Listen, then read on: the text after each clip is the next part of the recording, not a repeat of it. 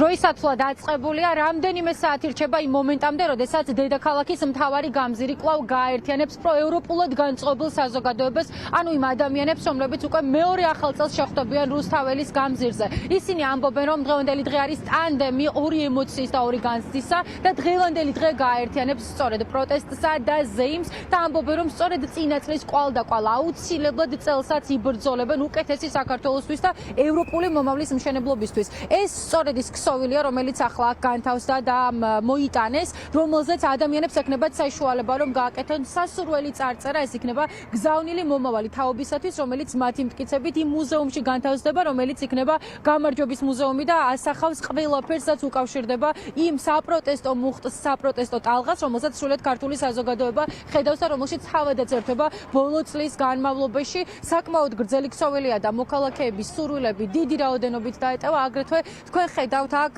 გარშემო მაგიდები უკვე არის დაალაგებული, ცოტა ხანში დაიწყება სუფრების გაშლა, იმიტომ რომ დღეს მართალია ისეთი პომპეზური სუფრა ვერ გაიშლება რუსთაველის გამზირზე, როგორც წინა წელს ვიხილეთ, თუმცა მსგავსი ტიპის აღნიშვნა იქნება აუცილებლად დედაქალაქის მთავარ გამზირზე.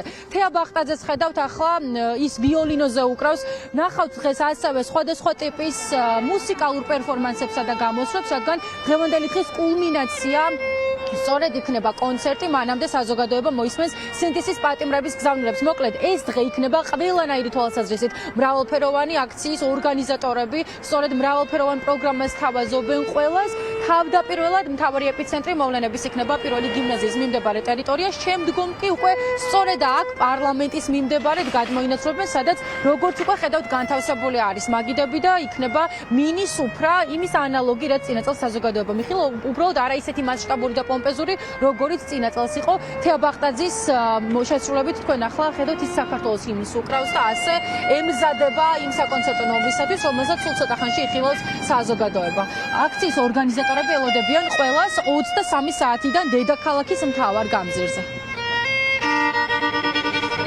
მეორე წელია, რაც სახალხო ახალი წელი აღინიშნება რუსთაველზე, ცალსახად უსმენს ხას იმას, რომ ეს არის სახალხო, იმიტომ რომ მიუხედავად იმისა, რომ ძალიან დავიღალეთ, მიუხედავად იმისა, რომ ძალიან რთული გახდა, ბევრად უფრო ადამიანი არის დატყვევებული, ძალიან რთულია ეკონომიკური ვითარება ქვეყანაში და ასე შემდეგ, უამრავი საერთაშორისო ადგილობრივი პრობლემებია, მაინც ძალიან მნიშვნელოვანი არის, რომ ადამიანები ვახერხებთ ახალ წელს კვლავ ერთად შევხვდეთ რუსთაველზე. ზეიმი არის ყველასთვის და ეხლა ნელ-ნელა ვიმედოვნებთ, რომ ვახერხებთ მაგიდების გაშლას და ნელ უკვე დავიწყებთ აპარატურის აწყობასაც და გელოდებით ყველას 10 საათიდან, 11 საათიდან, 12 საათიდან რუსთაველზე.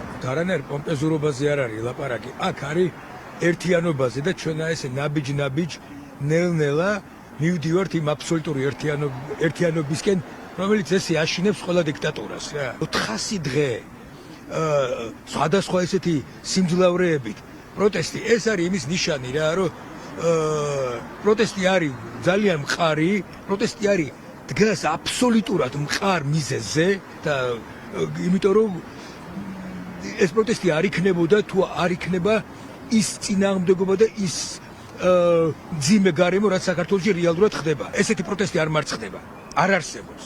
ამიტომ აუცილებლად ნამდვილი სიმართლე აუცილებლად გაიმარჯვებს. ჩვენთვის ძალიან მნიშვნელოვანია, რომ ერთი წელი ჩვენ ვართ უწყოთ პროტესტში, რომ ეს დღე მთქვება პროტესტის მე-400 დღეს, რომ სინთეზის პატიმრები კვლავ საპატიმროში არიან, მაგრამ დღეს ჩვენ სწორედ აქ უნდა მოვისმინოთ მათი გზავნილები და ღირსების საკითხია, რომ დღეს საზოგადოება, რომელიც ვერ შეეგუება იმას, რაც დღეს საქართველოში ხდება, იდგეს სწორედ აქ, რუსთაველზე, უსმინოს სინთეზის პატიმრის გზავნილებს და შეხვდეს 2026 წელს შემართებით და ბრძოლის განწყობით. პროტესტში მყოფმა ხელოვანებმა და სხვადასხვა პროფესიის ადამიანებმა გადავწყვიტეთ სრულიად უსასყიდლოდ, უბრალოდ ადამიანური რესურსების გამოყენებით გაგვეკეთებინა სხვადასხვა სახის პერფორმანსები, ჩაგვეტარებინა კონცერტი ხალხისთვის, რომელიც წელიწადზე მეტია აპროტესტებს საქართველოში მიმდინარე მოვლენებს ძიგელოდებით. თქვენ აუცილებლად შეხვდებით ახალ წელს მრავალჟამიერის ფონზე, რის გარეშეც წარმოუდგენელია ახალი წლის შეხვედრა საქართველოში. თქვენ გელოდებათ საინტერესო ბენდები. თქვენ ახლაც ამ წუთებშიც ხედავთ დედაქალაქის მთავარ გამზირზე პარლამენტის მიმდებარედ სამზადის სუფრა იშლება უკვე რუსთაველის გამზირზე. წითელსა და თეთრში არის სხვათა შორის გადაწყვეტილი დღევანდელ დღეს სახასიათო ფერები აქვს. თეთრი ქსოვილი იქნება იმისთვის განკუთვნილი რომ მოქალაქეებმა საკუთარი სურვილები დაუტოვონ მომავალ თაობას, ხოლო წითელი ფერი არის გადაწყვეტილი სუფრების მოწყობის პროცესში. მოკლედ აქ ყველა დეტალზე აქვთ ნაფიქრი აქციის ორგანიზატორებს და დღევანდელი საღამოსი ამბობენ რომ მუსიკალური ნომრებიც იქნება მრავალფეროვანი.